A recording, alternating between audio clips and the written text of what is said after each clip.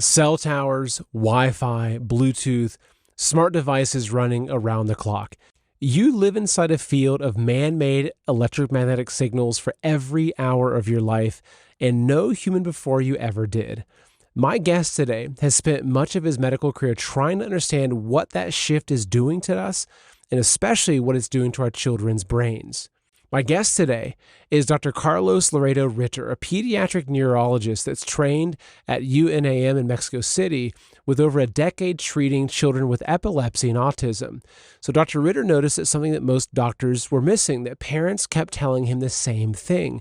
Their kids got worse around screens and devices.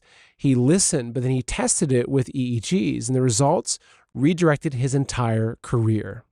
In this interview, you're going to learn why your body runs on electricity and how EMF exposure interferes with it. You're going to find out what happens inside of a home when EMF gets measured for the first time, something most homes have never ever done before. And you're going to hear from a doctor whose goal is very simple, to give you real, objective facts and honest answers so you can decide what's right for your own family. Welcome to Man in America, a voice of reason in a world gone mad. I'm your host, Seth Holhouse. On this show, I talk to real Americans with real solutions to the real problems that we're facing today. I help you connect the dots between the problems we see in the present and the decisions made by powerful people in the past. Because once we understand how we got here and what the real history of America actually is, we can remember where we came from, we can learn from the past, and we can make real change for a better future. Now, before we start, please hit that like button. It helps whichever platform you're watching on, and it really helps get this information out to more people. Also, please subscribe and share this with someone who really needs to hear it, and let me know what you think in the comments. And remember, every Man in America show is done as a podcast as well, so if you want to listen instead of watch, just go to your favorite podcast app and search for Man in America. All right, let's get into that right now with my guest, Dr. Carlos Loredo Ritter.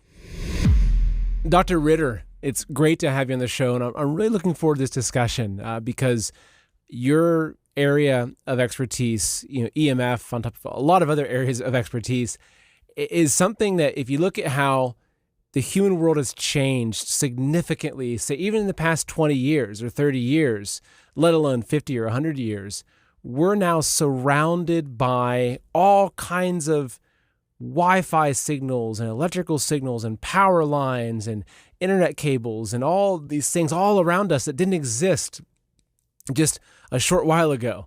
And we pretend that we're the same humans in the same environment that we've always been. And so I'm looking forward to this. So I guess I'll let you give yourself a little bit of an introduction, a little bit of your background, and we'll just jump right in. I love exactly what you just mentioned, because we cannot pretend that we live in the past. No, we live in the present right now, and it's different from whatever we used to have. So thank you for having me. My name is Dr. Carlos Loredo Ritter. People know me as Dr. Ritter. And I'm just a normal guy. I'm a medical doctor. I'm a pediatric neurologist. That's how I got introduced to this world of EMFs. And I didn't get introduced by anybody that knew anything about EMFs. I saw it on my patients. So I'm going to tell a story. It's going to be really short, but it's a story from 20 years in the making. So being a pediatric neurologist, one of the things that I see, it was epilepsy. And at that time, 20 years ago, around, moms, I'm a pediatrician, moms, they came to my office and they start telling me the story of the epilepsy of their kids, right? So it was something constant that they start saying that, of course, already epileptic patients, fragile patients. But the moms start seeing that every time that they play with the console that we have, that was wireless at that time, they started to have more epileptic seizures than prior. So it was so prominent that I already knew what the next mom was going to tell me. Oh, I know that you're going to tell me that every time that your son plays video games, it gets worse. So kind of puzzled by that, because, I mean, I'm not that smart, but when you hear the same story 200 times, then something has to be behind it, right? Long story short, in there, I used to do electroencephalograms in my patients. Electroencephalograms is a study that we neurologists use to see what is the electric activity of the brain. We're trying to see if it's normal or is abnormal. And when we catch that is abnormal, we wanted to see how abnormal it is. So that is the study that I used to perform in my patients all the time. And there was one particular patient that showed me that when he was playing with a wireless console, a few milliseconds prior to the burst of epilepsy or whatever the graph element in there of epilepsy, it was very noticeable that it wasn't belonged to the brain. It belonged to something else.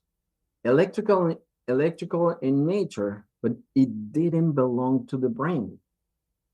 So that's how I start my journey here. So real quick, so when you say, okay, so you have these children you're studying, their moms are coming and they're saying they're playing this console. You mentioned, was it the Nintendo Wii? Was that one of the what, which is, they were famous for having these wireless remotes.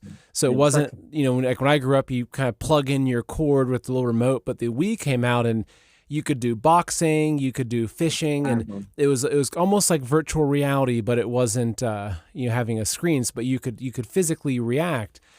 And so you're saying though that as you're studying, that you said before you noticed a spike in the electrical activity in the brain that would indicate seizure or epileptic seizure activity or a precursor to that, you saw some other electrical spike, but it wasn't in the brain. Is that correct?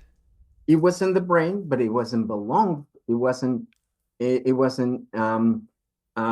genesis. It was something. So something external. Exactly. Oh, so okay. The brain absorbed it, and it showed in the electroencephalogram. And it immediately after, a few milliseconds after this, of course, I have to say, I didn't see any epileptic patients. I graduated from a hospital where we see extreme difficult cases. So I was that kind of doctor. The one where some neurologists cannot do anything else, well, they kind of refer it. So I see very difficult patients. And the ones that are medicated with 4 or 5 anti-epilepsy medications, and they're not getting better.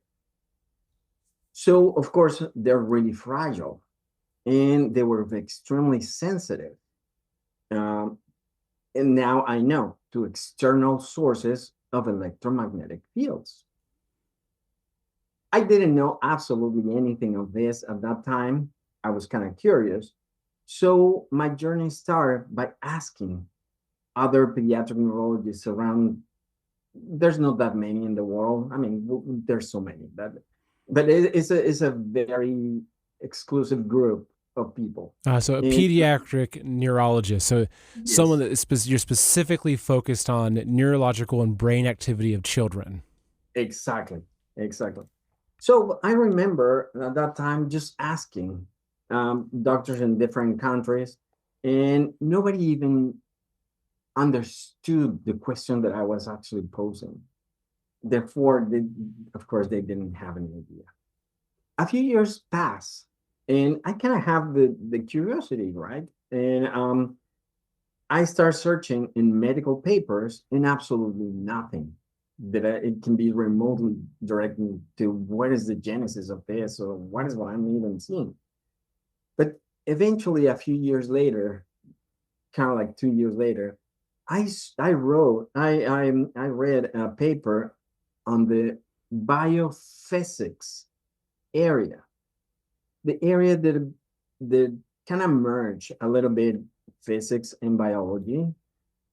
And it turns out that they were describing some of the things that I saw in those patients. It turns out that somebody knows what's going on. And of course, those papers, they were so complex for me to understand because they were written mostly in equations, equations form. So I didn't have any idea. Again, long story short, I decided to do a third specialty, sleep medicine. This is because the common denominator that I'm start seeing now with a lot of my patients is that they don't restore when they sleep. They're not awake when they're supposed to be asleep, but they're not doing the function of the body while they're asleep, which is restoration. So I decided to do a third specialty, sleep medicine, from the biology point of view, not from the respiratory point of view, like any other, the average. And again, a long story short, I was born in Mexico City, and I was doing my practice in Mexico City. I met a lot of people here in the States and other countries in Europe, and I got invited here to direct an area to study sleep medicine and EMS. I'm doing the story really short now. There's a lot of details in between, but there was a point in my life where I could not advance anymore because I needed to understand physics. So I went again to study. I studied 4 years physics, Yale University, Stanford University, online. I did it online. Those universities offer a course online, and I took it. And that's when my eyes just got open. So basically, whatever we're going to talk about today is EMS from the point of view of a medical doctor that saw something in patients and then try to make sense of what is the reality of that we are immersed right now. And you start the whole introduction amazingly well. We live in the 21st century, and we are making wireless devices the main run of the telecommunications industry that we have right now. I mean, we communicate through computers right now, using most of the times wireless devices. Therefore, we're immersed in there. And that is the thing. That if I ask somebody, hey, can you see Wi-Fi? And they kind of look at me funny, is this guy kind of dumb or something? No, we cannot see it with our naked eyes. It's something that is invisible to us. Because it's invisible to us, we don't even acknowledge that we are immersed in there. If we couldn't see it, things will be a little bit different. But cell phone communications, etc., nothing that is visual. 250 years ago, a small group of brave men defied a powerful kingdom, sacrificing everything they held dear to gain independence from tyrannical rulers.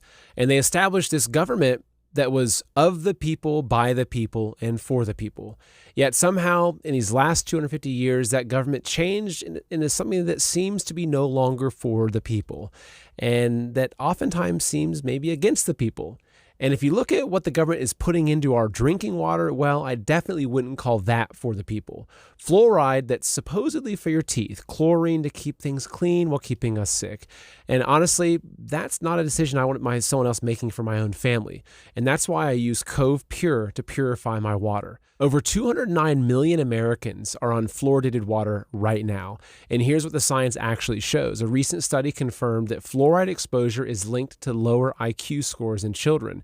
And it's not some fringe study. That's from the JAMA Pediatrics, which is one of the most respected medical journals in the world. And chlorine, well, that isn't even the worst part about it. So it's what happens when it reacts with the natural particles in the water from plants and soil. So it creates these chemical byproducts called THMs, which the government itself calls probable human carcinogens linked to the disruption of your gut and cancer. So sure, some states are moving on from this. Utah and Florida have banned fluoride, but this process takes years. years. Your kids, your family, they're drinking this water today. So you need something that's going to work now. And that's exactly what Cove Pure is. So Cove Pure is certified to remove up to 99.9% of contaminants, right? Fluoride, THMs, pharmaceuticals, PFAs, anything that isn't water gets filtered out. And so not only does it clean up your drinking water, but it actually tastes really good. It tastes clean. And on top of that, it actually gives you instant hot water or cold water, which is nice for that, hot morning tea or a tall glass of ice cold water when I come in sweating from the garden. So don't wait for the government to be suddenly for the people again and choose your health over pleasing powerful corporate donors. Take back control of your water. And in honor of America's 250th birthday, Cove Pure is giving you $250 off if you use my link. So it's covepure.com/MIA. Again, it's covepure.com. That's covepure.com/MIA. And you'll get $250 off of your order in celebration of America's birthday. I've looked at a lot of different parasite cleanses. I've done a lot of them. This one looks phenomenal. Not to mention it's developed by this guy who's been doing this for 50 years.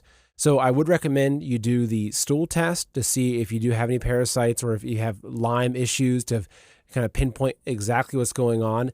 But I've done these parasite cleanses before, not this exact one, but these are very, very potent, very powerful. And I actually really trust the one that was developed by the guy who's been doing this for over 50 years.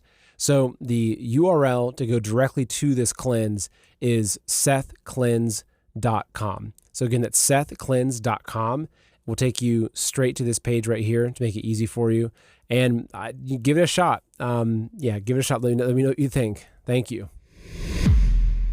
Your background was obviously biological in studying the biological, the organic body, whereas you have physics, which is much more scientific, equations, a lot of math.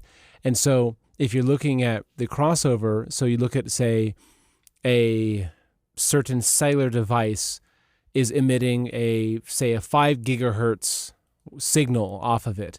That's physics. Then you have the biological, which would be then the physics crossing over and then affecting, does that connect? And I think this is, what you illustrated, I think is one of the very core problems of Western medicine, but a lot of how we do things in the West is that we look at things in isolation. Whereas if you study, say, the Ayurvedic or Chinese medicine, you study these other cultures, they look at things holistically. They look at things and they say, oh, well, you're sick. Is it your emotions? Is it are you out of balance with the elements? They look at, it's much more holistic. And you find that they actually can be much more effective in treating what's happening. Whereas instead of just looking at this very sliver of thing, even if you go to the hospital, you'll have 6 different specialists that come in. They'll say, well, I'm only a lung specialist. I'm only a speech therapist. I'm only this, because I've been through it with family members that have become sick.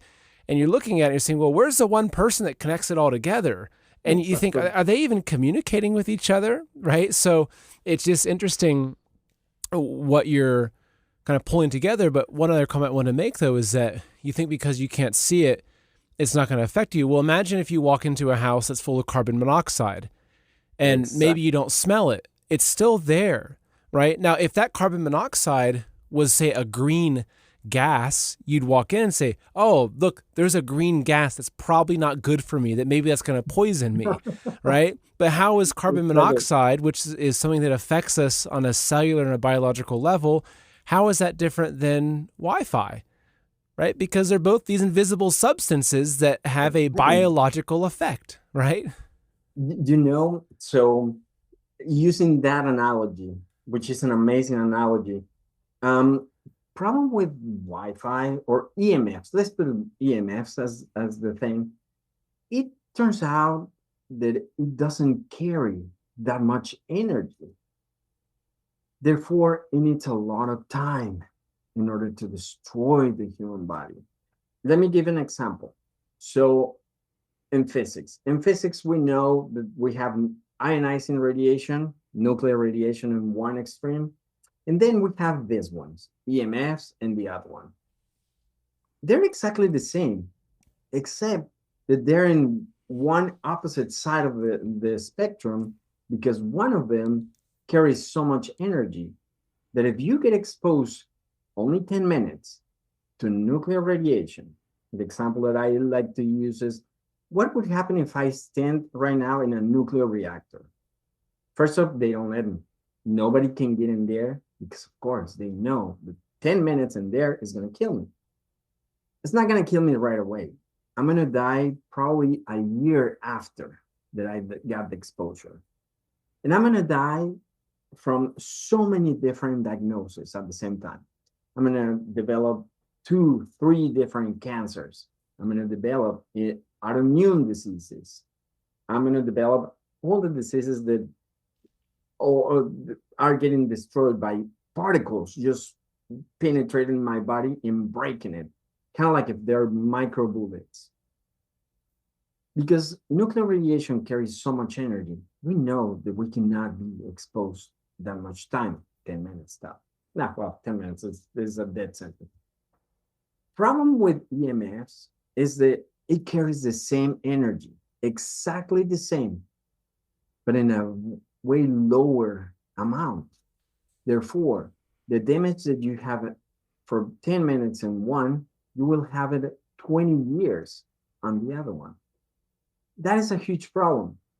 Using the analogy that you just got, the carbon monoxide is kind of like the nuclear ionizing radiation. You just need a little exposure and you will die. So if I get you, I don't know, I'm going to say it's not my area. So maybe I'm going to say something that is not that smart, but probably 500 particles dissolve in the air in a period of time of half an hour is a death sentence. So when the dosage matters, if you get exposed to the same amount of particles, but over the time in a 2-year period, that means that you can kind of fight a little bit. Probably you're not gonna win that battle at the end of the day. But whatever I'm trying to say here is that the amount of exposure matters. And it makes EMFs a perfect enemy. One, because it's invisible. So if you don't know that something is attacking you, you don't put your defense on, right? And the other one, if you get exposed and it doesn't kill you right away, you will never blame that as the culprit of your problem. It's kind of like a lot of the modern things that they say are grass, right? Generally regarded as safe, or things they're putting into medication, say mercury or fluoride, and they tell us that, oh, it's such a small amount, right? It's such a small amount, it doesn't do any harm. Well, but what if it builds up over 50 years, right? It makes me think, it's, when you mentioned this, you mentioned nuclear radiation, 10 minutes, you're dead. What if we discover that a person that's exposed to consistent Wi-Fi for 40 years, after 40 years, they start developing brain cancer? And what happens? So let's just say Wi-Fi became prominent 20 years ago. It really kind of became more common, and not just, that, but also you have the 5G and the 4G and the 6G. And so what if in 20 more years, all of a sudden, in the course of a couple of, say 5 years or so, you see that brain cancer skyrockets, and now half the population has brain cancer because you can't study the long-term effects of these things, because also the technology is always changing, and they tell us it's safe. And so science is very risky. Science is, they're really messing. They're kind of playing God here, and it's not good. But you know what? Now, these questions are already being posed out there. Particularly, I think that the institutions that we have, they're not up to the task. And I'm sorry if I offend somebody, but 2011, the World Health Organization classified electromagnetic radiation as a 2B carcinogen. And it's precisely whatever you just mentioned. Like, hey, we should apply the precautionary principle. The precautionary principle means that we do think that it caused so much damage. Therefore, the exposure should be limited. Now, they kind of quash that. I do believe that it's a type 1 carcinogen, and I'm going to show a few papers in a minute why I think, why do I think that? But going back to what you said, yeah, they already classified it. I'm fine with the classification of a 2B carcinogen because that means that everybody should apply that precautionary principle. That means that everybody should know what is my exposure today in my room. I'm going to say my room because it's where we sleep. And that, if we have to pick from those 24 hours a day, which one is the one that I have to protect my body the most? I will say sleep. Why is that? Because when you're asleep, you're really exposed. You're really fragile there. And now, the biochemical pathways, let me just say it like this in 2 seconds. Why do we sleep? Because we need to restore. The difference between you and me awake right now and you and me asleep is that right now you have a set of biochemical pathways activated that cannot be activated whenever we're sleeping. Because when we're sleeping, we're diagnosing inside of a cell. Imagine each cell just trying to see what is the damage that I accumulate in the last 18 hours. So it runs a diagnosis. After it runs a diagnosis, each individual cell, which is going to be completely different from each cell, then it comes with how am I going to repair cell number 1, my damage, cell number 2, cell number 1 trillion, my damage. So we activate extremely delicate biochemical pathways. So the purpose is to restore. You go to sleep really tired at night, but you don't wake up. If somebody wakes up in the middle of the night, it's not good. Shouldn't happen. It happens to everybody. So now we can see as a normal. It's not. And you should wake up in the morning, refresh. If somebody doesn't wake up, oh my goodness, I feel like $1,000,000, you didn't restore. And it turns out that if we have to pick in that 24-hour cycle, when should I actually protect myself? Of course, the only toxin that I know is electromagnetic radiation right now because I've been focusing on that one 100% of my time. But we shouldn't get exposed at nighttime in my room to electromagnetic radiation. I hope that I make sense. And so that makes perfect sense. And so how, I guess maybe explain that how does an EMF affect the body? Like, what does it do?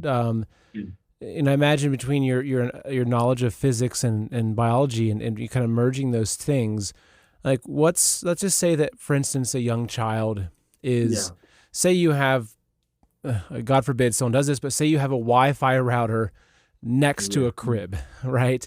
Or say that you are the baby sleeping in your bed and you leave your cell phone charging right next to your bed, next to you and your baby. What does that EMF do? How does it affect a human body?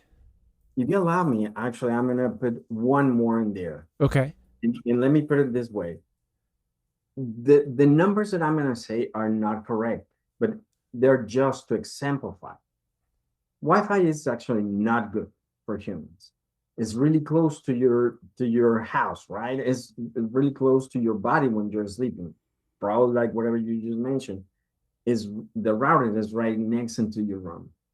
And that one is going to probably have a 2 watts power emitting radiation. But maybe we have a cell phone tower that is 2 miles from my house. I don't even see it from there. But that cell phone tower probably is emitting 150,000 watts of power. Therefore, even if I take the router away from my house, which we shouldn't have it, at least when we're sleeping. Imagine that we turn it off. We still have probably 2 miles from my house, that cell phone tower. Probably still we have 70,000 micro watts of radiation power. Therefore, we need to start thinking which ones are the biggest sources. But going back to the question is, there's so many different ways, different mechanisms how EMFs destroy the human body.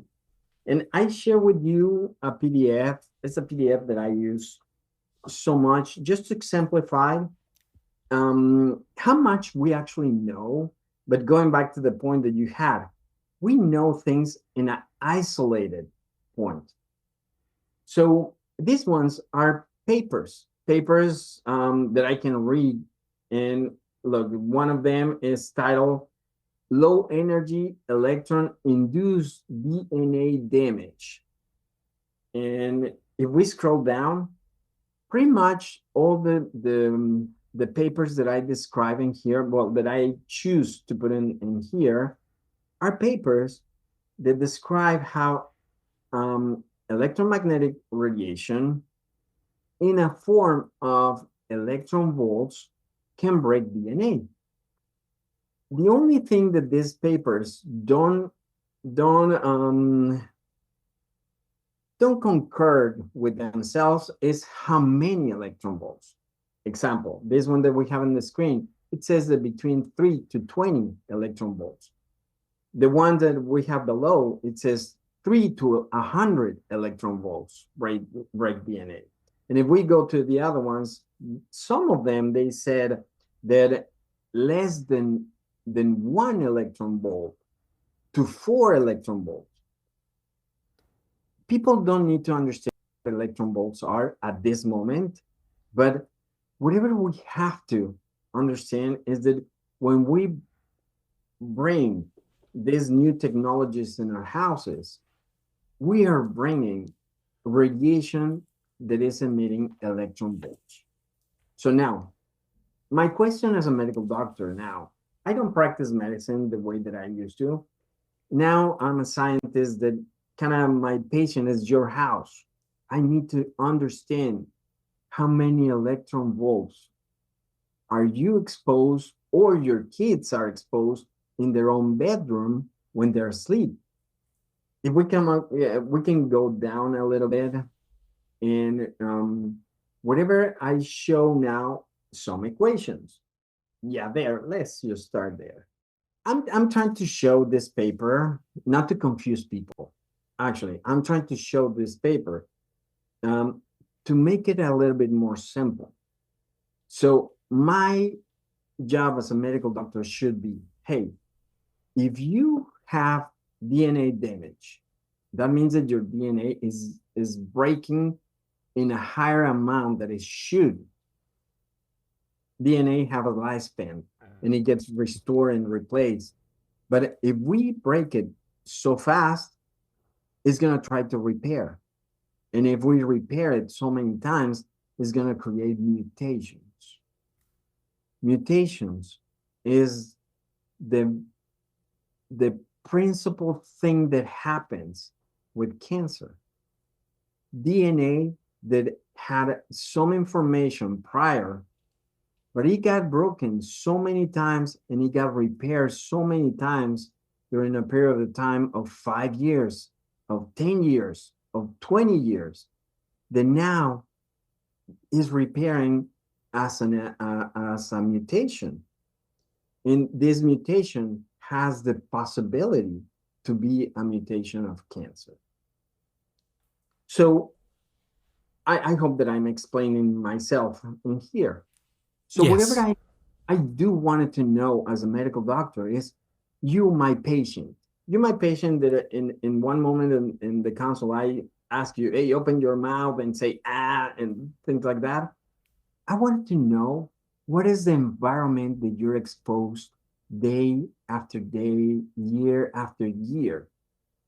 And it turns out that we have the solution since a long time ago. This equation that I'm showing here It's an equation that is extremely old, and pretty much it says, how can I know the energy from EMFs? Well, it's really easy because we already have a constant. H in here is a constant, is Planck's constant, and this is the number. If I multiply this constant by the frequency of the EMF, I need to know exactly how many electron volts you're exposed in a 24-hour period. And whatever I did, if we can scroll down all the way to the bottom, of course, I simplify all the equations so nobody can tell me that I'm making up these numbers. Those are equations. I do make some assumptions that you can go a little bit lower. The assumption there is that the power density that is leaking inside of your house, meters. I have meters to measure EMFs. I use professional meters, and I use 8 different meters because EMFs is not a simple thing. I need to use 8 different meters in order to kind of put the pieces of the puzzle together. And if one of my meters get maxed out, and it gets maxed out at 2,000 microwatts over square meter, that means that we're going to have an exposure of electron volts. Now, I'm going to ask you if you can go all the way down into the paper. We're going to have this exposure. Oh, yeah, that one. 1.37 times 10 to the 21, which is this number, which it writes like 1/77 quadrillion electron volts. Electromagnetic radiation is a serious thing. And in here, whatever I'm trying to show is how we have some papers saying that, oh, you know what, 100 electron volts has the potential to break your DNA. Well, I need to know if you're exposed to 1/6 trillion, etc. My point is that even though this number is a huge number, it's going to take time for this number to break that DNA. It's going to take 5 years, 10, 20 years.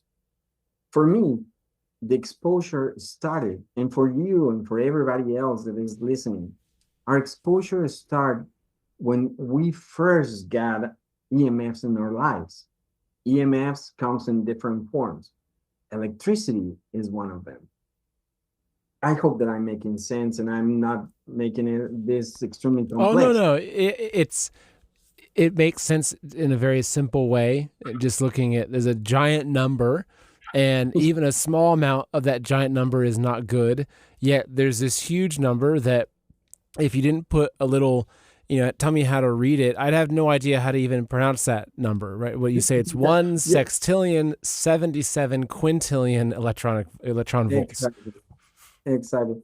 So going back to your introduction at the very beginning, we cannot pretend that we live in the 1300s when electricity wasn't even a thing. No, we live in the 21st century, and every house has electricity in their houses, in the walls. One of the things that I do right now is I shield houses. Now, that word shielding is kind of misleading a little bit, because whatever I need to do is I need to grab those electron volts and send them to the ground. It's not that simple. Sometimes when I do this kind of interviews, everybody is like asking me, hey, tell me 5 things that I can do really fast and really quick, and I'm good. Unfortunately, that false sense of security is something that we have to fight against. I hope don't get me wrong with this thing that I'm going to say. Internet is my best friend, but at the same time is my worst enemy, because there's so much misinformation in the air that it gives the public the misconception of false sense of security. Hey, I already purchased this and I can put this in my phone and I'm safe. No, no, because you don't understand how physics works and how radiation, the real name of electromagnetic fields is electromagnetic radiation because it radiates. Um, Therefore, and we have so many sources, therefore it's coming from everywhere. Now, we have to capture it and then we have to send it to the ground. If we have time later on, I have some pictures of, or maybe we can just put a house. How do we shield houses? How do I make sure, measure before and then measure after, that I grab those electron volts and now those electron volts are not reaching the human body, at least in the bedroom. And hopefully we can do that soon. Yes. So yeah, I'd love to learn about that because obviously it's one thing to have your, say, you need Wi-Fi for a certain part of the day, put it on a timer, right? Turn the Wi-Fi off after 10 p.m. or whatever. Locate your router. So one thing that we're doing in our house is we've hardwired a lot of our devices. We still need to do a few more things with Wi-Fi, but we've intentionally tried to hardwire as many things as possible. Thankfully, my basement has a drop ceiling, so it's easy for me to run cables everywhere. Perfect. So Yeah, perfect. that's one thing to prevent that. But even if I had none of that, and now I live in the country, right, purposefully, Okay. when we're looking for the location of our house, we're looking at where are all the big power lines at? Where are the 5G towers? Now, we're in a relatively good area, but what happens if the farmer next door leases his land for a 5G tower, and now there's a 5G tower, a quarter mile away? So, and that's the question, right? Because there's certain things that you can't escape. So then if you can't escape them, then how do you do your best to mitigate the damage from these things? If you could go back in time and buy oil before the world relied on it, would you? Of course you would. Anyone would. So why aren't you buying silver right now? You see, the people who recognized oil early didn't just make money. They got ahead of one of the biggest economic shifts in history. And today, a similar opportunity is unfolding with silver, because silver is a lot more than just a precious metal. It's a critical resource used in solar panels, electric vehicles, defense systems, AI infrastructure, and even these massive data centers that are powering our digital world and the surveillance grid. So while demand keeps growing, it's actually still affordable enough that the average American can start accumulating it right now. And that's why investors are turning to silver to protect against inflation and own one of the world's most important strategic resources. Don't be the person who looks back in 10 years and says, I saw it coming, but I just didn't act. I'm sorry. So visit goldwithseth.com and learn just how easy it is to own physical silver. Again, that's goldwithseth.com. And here's something a little extra. If you just mention my name when you reach out to Noble Gold, they're going to send you a 1/10 ounce of gold coin just as a thank you when you open a new qualified account. So again, that's goldwithseth.com. 1800s, so an amazing guy. And I'm trying to switch all my website and everything to his name, Michael Faraday. Yes, Faraday. Yes. He discovered two things that are fascinating for me. I have his biography, and he discovered that every wire that has electric current is going to emit an electromagnetic field. When he described that, he described it as it's an invisible light coming out of the wire. And in the transcript that I have, everybody, oh yeah, that's my guy. that's one of the guys that I admire with all my heart. So everybody laughed of him, saying that there's an invisible light coming out of the wire. It's not. He was right, because in the spectrum it could be considered as light, but it's on the electromagnetic radiation spectrum. He discovered in 1800s that every wire is going to have, by law of physics, that field. We live today like if that doesn't apply. So we put, like you said, some people, most of the time they call me because they're going to purchase a house or they live under power lines. Oh my goodness. Well, I need to capture those electron volts and send them to the ground. It's not possible. In some instances, when the power line, it carries 375,000 volts. It's too much per line. And sometimes it has 3 lines, 6 lines in there. The amount of fields that produces is humongous. But most of the times, whatever we have to do is we have to build a cage, like the one, he didn't actually coin the name Faraday cage, but he showed us how, if you have a cage, now this is very important, the material of that cage, it has to be the most important thing. It has to be not precious metals, but a specific alloy in order to prevent EMFs to penetrate in there. The second thing is that it needs to be, I use something that is called medical grade grounding system. It's not the grounding system that electricians use. It's the same principle, but what the electricians use is just a rod of carbon steel. Amazing for current. Current is whatever you get whenever you touch the socket or the outlet. Everybody knows that we shouldn't because we'll get shocked. That is current. I don't care that much about current. I don't care at all about current. I care about fields, electromagnetic fields. So it's really difficult to capture fields. Therefore, we need very specific materials. I use, of course, is aluminum base. And here I have to be really careful with whatever the audience listen, well, hear from me. The alloys that aluminum has is whatever makes the aluminum important. So I build a cage when somebody is building their own house.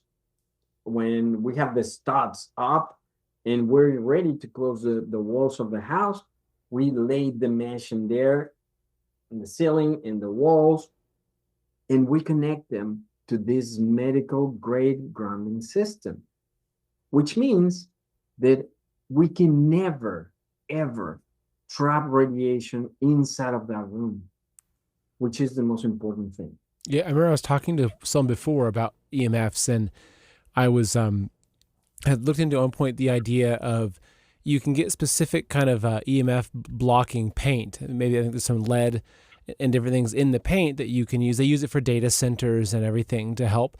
And I thought, oh, could you just paint the inside of your house? And what they said was like, yes, you could. However, if you have something emitting radiation inside of your house, it's going to just start bouncing back and forth all over your house. So you're going to create a like a kill zone inside of your house if you do it like that, right? Exactly. It doesn't have lead, but whatever I use, it's a layer of cobalt. They're non-toxic and they get trapped in between the paint. But a layer of cobalt, then a layer of carbon and graphite, they can actually absorb, they capture. But yeah, if we don't connect them to a medical grade, and I want the audience to hear that name, medical grade grounding system, which is an apparatus that it has to be buried outside of the house and is the one that distributes to the ground the EMF. If we do that, then we know that nothing can be trapped in there. So those are the ways that we can prevent from those electron volts to reach the human body in there.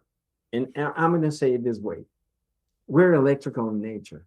And when I was, even when I graduated as a neurologist, you don't have in your mind that wherever we are, we're electrical, and we're medical doctors that should know the electric activity of the human body.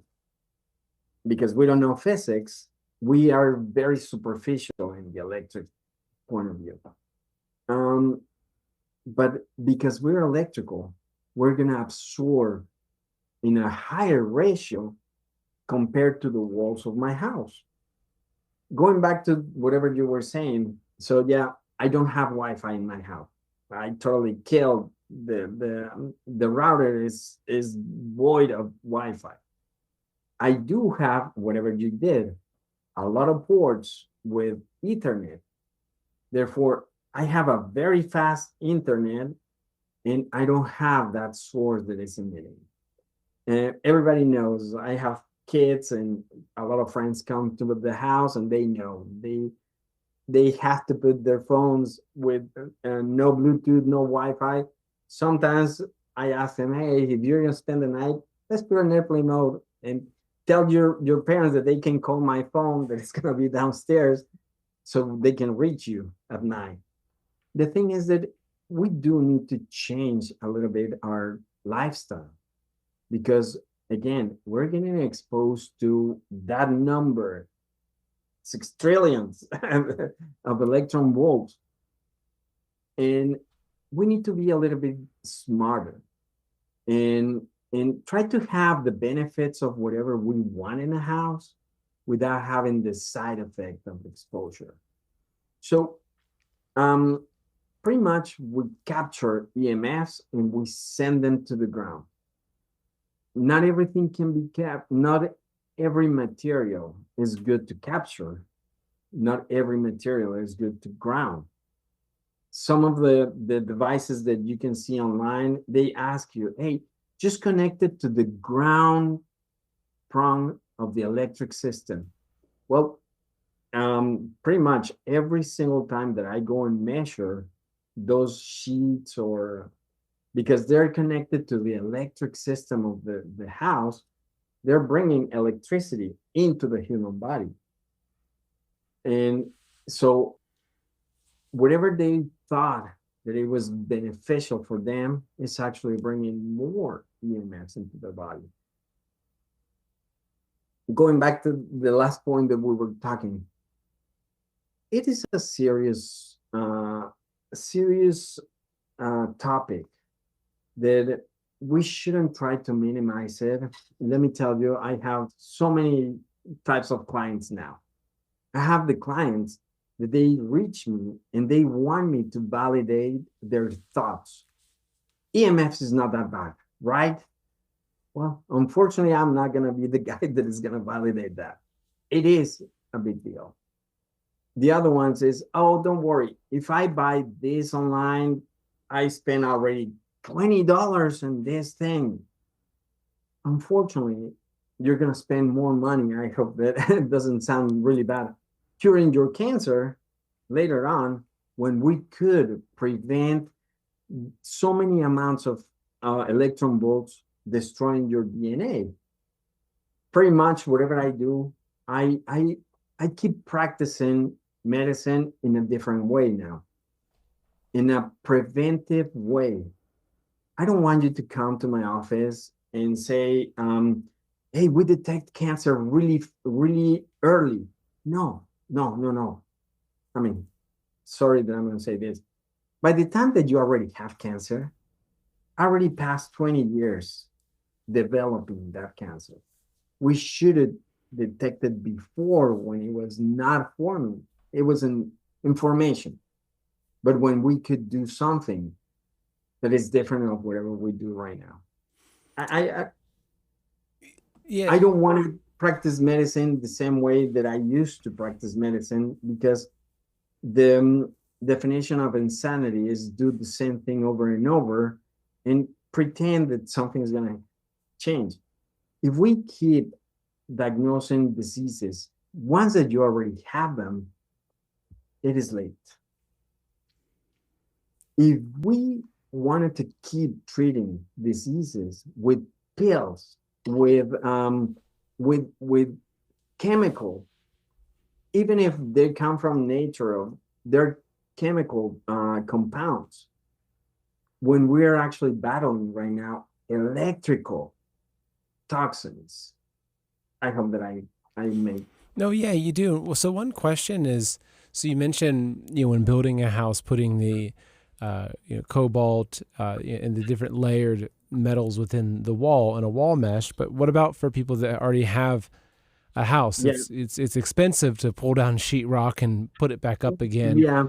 I mean, what about like grounding mats or the things like that may not be the perfect solution, but are easier and more accessible for people? Yeah. I would say that I hope that it doesn't sound really bad, but I do believe that every house should have at least one medical grade grounding system to our service, and so we can plug in there the grounding mat. Oh, okay. Because we have a lot of different grounding mats, like even Exactly. on, where my wife and I work on our computers, we've got grounding mat, wrist mat, so our hands are resting on the grounding mat, but they just plug into the ground on the plug. So you're saying It's that there's a medical grade grounding system that you can actually attach to the Yeah. house, like, where the power comes into your house, and you can use that. So if you can ground your entire house with this medical grade system, does that Not then? yeah, the idea is correct, although we don't connect it to the electric system of the house. We want it to be separate, and we want it to be only at the disposal this it can be only used by the humans in there. So imagine that grounding mat that you have, instead of connecting to the electric system of the, which the name that they use is grounding. That is a misleading name. Yeah, it is grounding for the electric system, but is not necessarily for medical purposes. So, but if we bring one medical grade grounding system into this room, and I have a port in there where I can connect my grounding mat, then you will actually be disposing everything that you absorb into that mat, into that grounding medical grade grounding system. Now, yeah, this would be the not the best solution, because you're still exposed to so many electron volts, but at least it can discharge, kind of like if we're grounding ourselves in nature, which is amazing. But again, we're still absorbing those electron volts. So if we can combine, imagine that I have my mat right now at 1:30 p.m., but then I go to sleep at 10 p.m. or 9 p.m. in a room that actually has almost none man-made electron volts. So then I'm actually just attacking this problem in a nice way. Okay, that makes sense. And so these medical grade grounding systems, how do you get a hold of them? What's the? Because I know you've got a website, which I'll pull up your website, right? So which is just emfhometesting.com. And so I guess part of it, like a lot of things, the first step is to gather data on what the problem looks like. So you say you think you have mold in your basement and you're getting sick. Well, you first want to test and see how much mold do you have? What kind of mold? Where's the mold coming from? And so if I were to say, hey, Dr. Ritter, come help me fix my house, like, what's that process look like? I do need help in here in this point. So whatever I do is, yeah, I go to your house, and like I said, I use 8 different meters. All of them professional meters. They're expensive meters, but well, that's what we need in order to have a fair idea of where's your exposure. So I go there, I measure your house in 2 different ways. One, I measure every single room with electricity and all the devices that you normally have. Then I ask you to kill the electricity completely from the house. The reason why I do that is because I need a variable, something that I can have 2 sets of numbers and then compare them to each other. Because um, meters, imagine electromagnetic fields, they travel at the speed of light. So there's no meter that can actually capture necessarily the reality. Then they collide with each other, they interfere with each other. So they're going to trick the meters. And I wrote some protocols how to measure, and I wrote some protocols how to analyze those numbers, these equations in the background. Once that we have the idea, what we are exposed to, yeah, we can come with a solution for that problem. Now, whatever I'm doing lately is I'm trying to give the highest possible shielding. And again, shielding is the wrong word in there, but it helps in here. The highest possible shielding that we can have in a house, in a room. Why is that? Because if I prevent the radiation that we have today to leak into the room, it's only going to get worse. They're going to erect more towers. They're going to have more Wi-Fi's. They're going to have more satellites. So we're actually inviting more EMFs, not less. Therefore, whatever I have to do is that baseline, how much you're exposed today, it kind of help me. Can I blame my cancer to this? Well, if we have a huge exposure, maybe it's a part. I cannot say, I don't want to say, hey, this is the culprit of everything. Although, but I can say that if at least we don't lower our exposure, it's not going to get better. Our health environment. And here's the thing. I know that nobody wakes up in the morning and asks, oh my goodness, how many electron volts am I going to be exposed today? No. But they're going to wake up and they're going to say, why I didn't sleep, why I don't feel as refreshed today. So 4 things, and I'm going to pivot in a minute to answer the question. The human body works because we have electricity. We produce our own electricity, which it shouldn't have any other electrical fields being able to interfere with our own production of electricity, which it happens. There's a law in physics that says one electric field is going to interact with another electric field. And the strongest is going to overcome the weakest. And we're the weakest. Kind of like electrical osmosis kind of thing. Exactly. So for organs, the cardiovascular system, we have specific cells that pump blood, but the way that they pump it is because they produce electricity. The pacemaker that we have, our natural pacemaker, our blood vessels, they either expand or they contract, they depending of how much electricity the brain is giving them. The central nervous system, whether it's mental or neurological, it comes from the same central nervous system and peripheral nervous system. The third one is going to be the immune system, because the immune system gets activated by gated voltage channels. If we don't have those, or we don't have the right electricity from those channels, then we're gonna either overshoot any responses or under and sleep. Those 4 areas. So if somebody suffers from those four or any of those four, we should ask, what is my exposure to this new toxin that we have?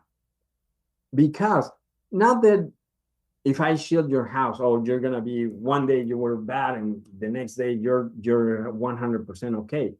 No, because the damage is already there. Although there's something amazing in the human body, we can restore.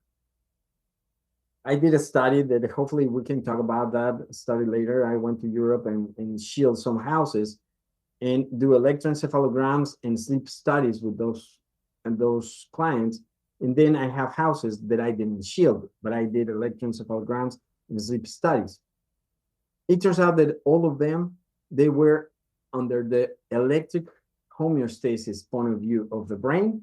They were below the normal that humans should be. So we're underperforming a lot, at least in that homeostasis of the electric system. It turns out that after a year of living in a shielded room or sleeping in a shielded room, the ones that we shield, they recover, most of them. It wasn't instant, actually. The first 3 months, so I did electroencephalograms every 3 months. And the first set of electroencephalograms that I have, it was actually even worse than the baseline, which it was very discouraging for me because, oh my goodness, I've been studying this my whole life and it turns out that it was a lie. No. The next came, the 6 months came, and they start getting better. Whatever I think is that they were kind of detoxifying, living with EMF for so many years, decades, and sometimes kind of unbalance your body. And once that you don't have, at least at night, then the body start readjusting. It takes time. But that is what sleeping is for, to replace broken pieces inside the cell, to restore your human body. So I'll say that sleeping is our best tool that we have to fight absolutely any chronic illnesses. If we don't have the ability to restore at night, and at the same time, we overexpose our body to toxins, kind of like this one. This toxin for me is very important because this one is the one that breaks DNA. And I already show if we are exposed to over 100, and the number is way over 100, there's a possibility that we're going to destroy the human body and, of course, the restoration area during sleep. So if we combine those two, I poorly sleep, and I overexpose myself to toxins, it's just a matter of time that we're going to get any chronic illnesses, any of those devastating chronic illnesses.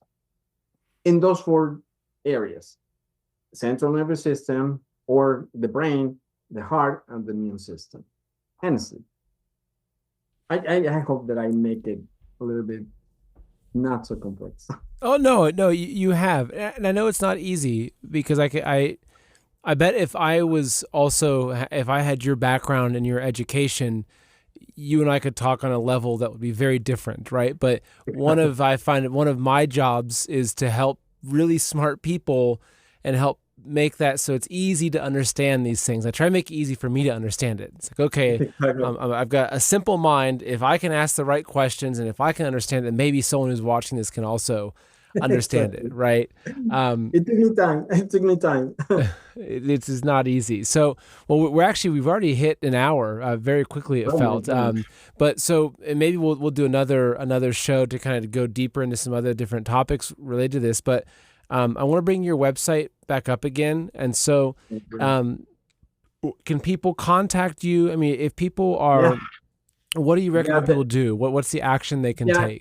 If they can send an email or the number that we have in there, that would be amazing. Of course, I'm not going to answer the phone right away, but give me time, and the people who help me, they're going to give me your information, and yeah, we can get together Of course, I live in Texas, right? So by living in Texas, it kind of constrained me a little bit on whatever I can do here. Whatever I do is sometimes I'm trying to help people who, hey, I'm in a shield. Could you point me to the best products that we have? I don't sell the products, but I can contact you with whoever sells the products. Those people who sell those products, they don't sell it directly to the public because those are very delicate devices, delicate. Not all the paint that you can see online or to say that EMFs is the same. Let me tell you a really tiny story. When I started learning about this EMFs, I went to Europe, and because I find out that there was 8 different manufacturers in there about this kind of paints and things like that. So I went over there and I asked him, hey, could you please show me? I'm this guy that I'm trying to learn about EMFs. And they show me how they do things. One of them actually kind of listened whatever I was just putting in there, and I was we got together with 3 physicists, and we can improve some of the things. This medical grade grounding system. I wrote a paper about the grounding system. They allow me to measure and to do the testing. I can provide people with that paper, and basically whatever those paints have is the most important thing. The ratios, and it's not the most expensive thing. Actually, there's more expensive that actually are not the best, but I can point out to people what to do. So I wrote some protocols how to shield. I can send them to people, and usually is, hey, I'm gonna build a house, and here's my builder. Can you talk to my builder and tell me exactly what we need to do? And yeah, so I send things to New York, to Florida, to different parts of the different states in the United States, not international, but just here in the States so far. But yeah, I can help with those things. So yeah, we should take it serious, and we should try to minimize as much as possible. One thing that you said, hey, if I turn off my Wi-Fi, of course that's better than if you just leave the Wi-Fi on. Although we're not killing the entire problem, right? But we're making it a little bit better. So yeah, we should shield whenever it's possible. I believe that everybody should be shielded. I live in a shielded house, so I don't have to take any medications. I'm 54 years old. I don't have any problems. But I did cure my insomnia. Let me tell you this, and I hope that we don't go very soon. I developed insomnia. It's the worst thing that I can describe. Not that I want to kill myself, but sometimes I thought, oh my goodness, if I'm not here, I'm not gonna suffer. Insomnia is one of the worst things that I suffer. I'm a sleep medicine doctor, therefore I never took absolutely anything for my insomnia. But I shield my house, and it took me 2 years. After 2 years, I can tell you that I don't have insomnia.